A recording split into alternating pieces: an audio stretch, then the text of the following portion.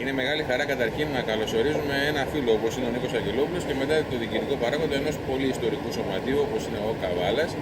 Ξεκινήσαμε κάποιες αρχικές επαφές τηλεφωνικές, επειδή ακριβώς έχουμε το ίδιο πεδίο ενδιαφέροντος, το οποίο μας έφερε αρκετά κοντά τόσο στο πώς οραματιζόμαστε τις υποδομές στο ερασιτεχνικό βόλεϊ στην Ελλάδα, όσο και τι μπορούμε να κάνουμε γι' αυτό. Οπότε είναι μεγάλη χαρά που έρχεται την περίοδο αυτή στην Αθήνα, τον καλωσορίσουμε και νομίζω ότι είχε μια πρώτη ευκαιρία να δει την δουλειά που γίνεται στην συνεργασία που έχουμε με το Σύλλογο της Τραπετσόνας και το τι ακριβώς από αυτό θα μπορούσε να υποφεληθεί για να σηκώσει τον πύχη αυτή η ομάδα που έχει αναλάβει το ερασιτεχνικό βόλεϊ στην Καβάλα.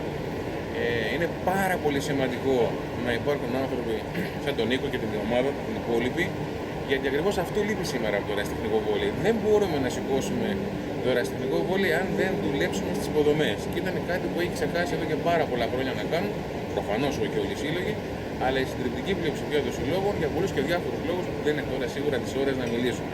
Επομένως, καλωσορίζουμε κάθε προσπάθεια τέτοια. Μακάρι να μπορούσαμε όλες να τις υποστηρίξουμε, δεν μπορούμε να το κάνουμε αυτό. Τι μπορούμε να κάνουμε όμως, να δούμε με ποιους συλλόγους, κυρίως με ποιους ανθρώπους, γιατί δεν είναι κάτι απρόσωπο οι σύλλογοι, είναι άνθρωποι. Με ποιους έχουμε την ίδια χημεία, με ποιους μοιραζόμαστε τα ίδια όνειρα, τους ίδιους στόχους και εκεί μετά να φτιάξουμε ένα πρόγραμμα στο οποίο να δεσμευτούμε και οι δύο για να προχωρήσουμε.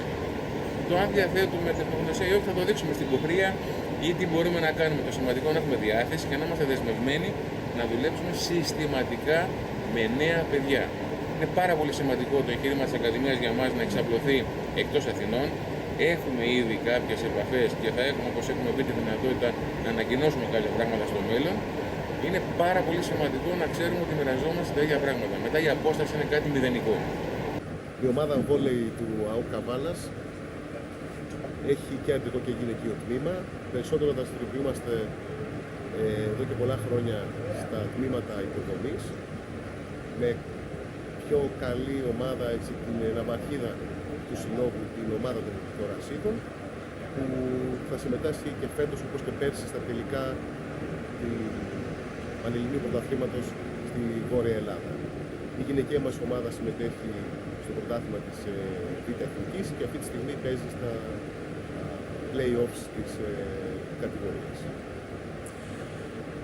Πόσα παιδιά είναι αυτά που ασχολούνται στην Καβάλα με το βόλεϊ, με τις ακαδημίες, διότι ξέρουμε ότι όσο πιο αποκεντρωμένη είναι μια κατάσταση, τόσο μεγαλύτερη είναι η δίψα των παιδιών για τον αθλητισμό.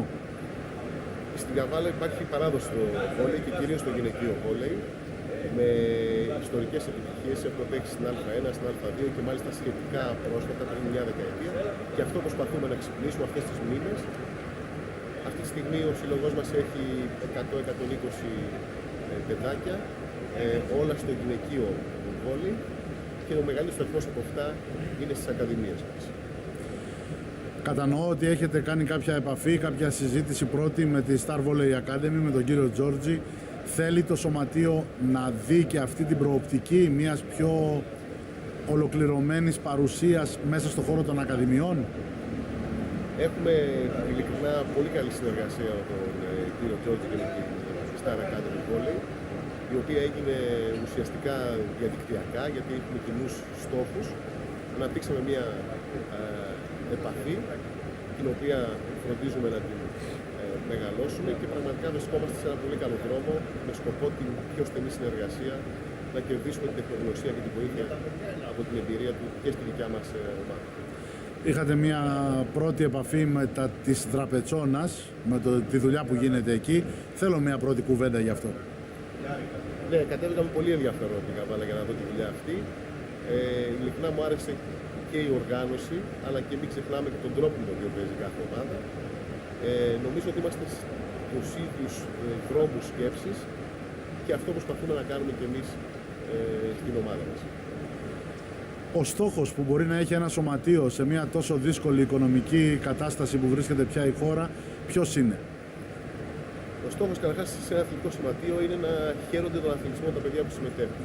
Να ανοίξει σε όλους, να θυμηθούν όλοι ότι τα παιδάκια από μικρή ηλικία πρέπει να ασχολούνται με τον αθλητισμό και και βέβαια να μην ξεχνάμε και τους αγωνιστικούς στόχους που πρέπει να έχει κάθε ομάδα, που κάθε χρόνο πρέπει να έχει μια βελτίωση μέσω της δουλειάς που έχει. Και πάνω απ' όλα η υγεία στο σωματείο. Μια υγεία που να διέπει από την αρχή ως το τέλος τη λειτουργία του σωματείου. Αν και είναι νωρίς ακόμα και σαν τελευταία ερώτηση σε αυτή την πρώτη μας κουβέντα, να θεωρήσω ότι θα κινηθείτε προς την κατεύθυνση του να δημιουργηθούν και στην Βόρεια Ελλάδα συνθήκες τέτοιες για το βόλεϊ στις ακαδημίες, έτσι ώστε να αναπτυχθεί ακόμη περισσότερο. Αυτό ακριβώς θέλουμε, γι' αυτό προσπαθούμε. Με σκοπό αυτό το εγχείρημα να γίνει γνωστό σε όλη την Ελλάδα και να υπάρχει μια συνεργασία και να μαθαίνουμε από τα λάθη μας και τις προσπάθειές μας για να βελτιωνόμαστε όλοι προς το σκοπό αυτό.